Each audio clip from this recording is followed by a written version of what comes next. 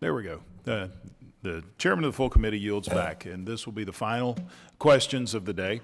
I kind of want to go back to where we were talking about the different recommendations and how they were closed. But before we do that, let me ask a couple other questions. Is CERT being the Containment Emergency Response Team? Do you know what bureau they are currently under? Are they under OSB or PSB?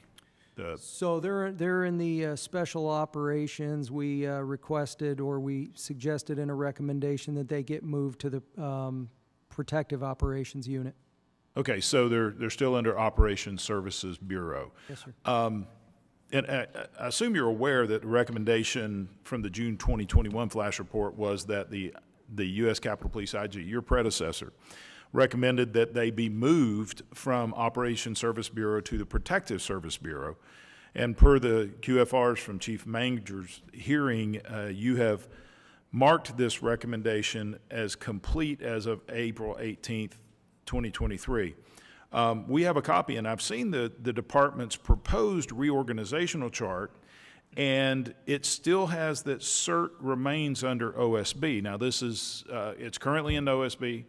It's proposed to remain in OSB, but yet that recommendation has been closed as if it was completed. So the concern that we have is that, are the goalposts being moved to make it easier for the department to appear to be completing recommendations than actually ensuring that it's being held at a higher standard? Are we just seeing maybe easing up the recommendations just to be able to close them out? I mean, No, I don't think so. I think, in the case of the CERT team, one of the big fundamental issues was communication. When protective operations needed CERT present, or dignitary protection, they would show up, 12 strong. The only way they were rolling, I don't want to get into numbers, but they would roll in a full team fashion. Because they reported to the Special Operations Bureau, protective ops didn't get a lot of their requests fulfilled. So it became an ongoing issue. So I come from the standpoint that communication issues in an organization need to be dealt with through the chain of command, as opposed to just arbitrarily grabbing the whole unit and moving it to save yourself some communication issues. Now, in my conversations with the department, they are moving towards more of a response fashion, counter-assault fashion for the protective ops. They're actually, I don't want to get into it here, but some of the things they're doing to support protective operations, they still have that responsibility of the campus, campus. So we want to make sure we don't take away their effectiveness on the campus as well. So I think we hit a middle ground. I don't think we moved the goalpost. We got a really good middle ground to build upon. So short answer being, you didn't fully agree with the recommendation from Mr. Bolton. That's fair. So it kind of takes me back to our previous question. If that recommendation is marked as complete but modified, how do we know that when we look at it as a committee, and we're looking at, okay, they've completed this, and then we find out that it wasn't completed. So it really only matters if they're implemented the way that was recommended, if you're going to close that recommendation. Otherwise, the recommendation has to be modified. Otherwise, we're undermining the spirit of the recommendation, really, if you want to use that term. So that's one of the things that I think we need to work on to improve communication between your office and the committee and the public, is what is really being done. So we may have to go back and review all the recommendations as Ms. Torres requested. Would appreciate a list of those recommendations that were completed less than 100% than the way that the recommendation was made, if that's a fair way of putting it. That's exactly right, and we have that. We track that information. Be happy to provide it. So since the inception of the U.S. Capitol Police OIG in 2007, the OIG has made, on an average, 36 recommendations per fiscal year. Of course, in 2021, there was 104, so that's kind of an exception there. With only 2 months left in 2023, your tenure has yielded only 2 recommendations.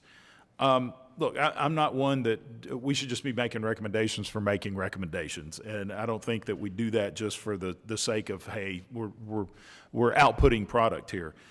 But it does bring to question why such a disparity when on average there were 36 recommendations per year and now we've only had 2. So I want meaningful recommendations. We just did 103 just for J4. You know, makes you wonder what are the other areas this office looked at all these years before. We've touched on everything, as we said, training, recruitment, the equipment, communication. We touched almost every facet of the agency. We actually have quite a few reports in progress right now. Some are coming out with some recommendations, so I think that number is going to increase a significant amount here in the short term. But no, we've got a lot of projects going on, and I think we're of course risk-based, so we're looking at the highest priority areas. Well, I appreciate that. Just for correction, you said J4. I think you meant J6. I'm sorry, J6. Yeah, just want to make sure for the record that my apologies. It was correct. So, and as I said, we're not looking for just doing busy work to do busy work, right? And we want to make sure that what we do is good and proper. Who on your team is involved in determining if a recommendation has been completed? Well, ultimately, it'd be my responsibility, but I do that in coordination with my team. Okay. My, number so two. There's not really a process other than just everyone agreeing that, yeah, this is making a recommendation to you and you. Well, it's not haphazard. We actually evaluate all the aspects or elements of the recommendation, the risk associated with it. We determine back and forth with the department audit coordinator any materials that we need, and then we'll sit around and determine if that risk has been neutralized or, are they putting in place a compensating control that will achieve that. General idea, how many are on this team? How many are on? That you work with about closing, how many people, just a ballpark figure? Oh, on the team? Yes. Well, my audit director and could be the auditor that did it, so maybe just 2. Okay. Maybe 3. Maybe So, our coordinator in the office as well. per se, you're going to look at closing out a recommendation. Is it always unanimous, or do you occasionally have dissenters? Well, I open it up. Everybody has outstanding backgrounds in audit, and blessed to have a very professional team, experienced team. So I take into account the guidance they provide. So I think we have 7 where we, as we say, spirit of, but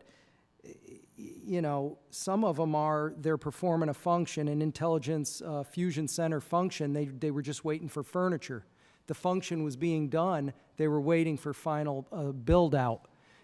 So as long as they're able to furnish information that they're actually performing the function, I'm not overly concerned about what room number they sit in to do it. Right. So that's an example of one of the 7. So there may be times that one of the team members dissents, but you still feel that has enough been done. I mean, I'm not trying to put words in your mouth. Yeah, Just trying to get an understanding. No, They're not always unanimous.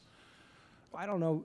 I can't remember a time where we had any serious difference in concluding that the controls were adequate. I mean, could it happen? Sure. Okay. Perhaps with the CERT team issue, Yeah. but having 33 years of law enforcement, having dealt with counter assault and CERT and all that, I had a pretty good feeling that the homogenized version that they were putting in place was sufficient for what they were trying to get at. Just trying to get an idea because, you're talking to a body who normally never has anything we have unanimity on. So, but just trying to get an idea. So the moment's come. Last question. Do you, and we've talked about this in private.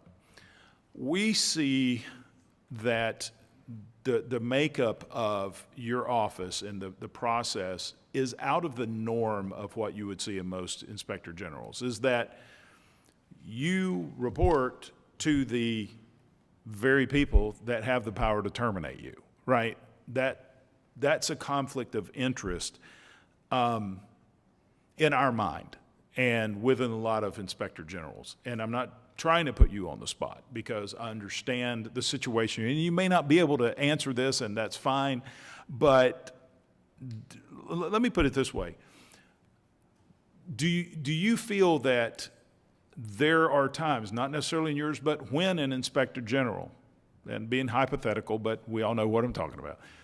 If an inspector general is responsible for investigating the very entity that has the power to hire and fire, does that not create some level of conflict? So it's an ongoing challenge. In Florida, I had 3 IG posts. 2 of them were secretaries of an agency appointed by a governor. 1 was an elected official. In all 3 of those occasions, I was reporting to 1 person who paid my check, who provided me administrative HR support, training, et cetera. That was a lot less independent than how I feel it is now, where I now report to 3 people who have to unanimously decide to hire or fire, rather than just 1 person. So it's an ongoing challenge in the IG Right. community to achieve that, utopia, but I think it's a pretty good, from where I'm sitting, my relationship with the board is a better, stronger, more independent relationship than if I were to have just reported to 1 individual. Okay, I appreciate that, and it may be better, but I don't think it's best. And so we'll be working. We appreciate the work that you're doing. We appreciate you being here, and I'd like to thank you for joining us. Before we adjourn, I also want to mention the good work that was done by Ms. Torres and the minority side relating to the psychological evaluation that was recently revealed, and we really appreciate work that you will put into investigating that as well. Again, I'd like to thank you for being here and for joining us today. Members of the subcommittee may have some additional questions for you, and we ask that you please respond to those questions in writing. Without objection, each member will have 5 legislative days to insert additional material into the record or to revise and extend their remarks. If there's no further business, I thank the members for their participation. Without objection, the committee stands adjourned.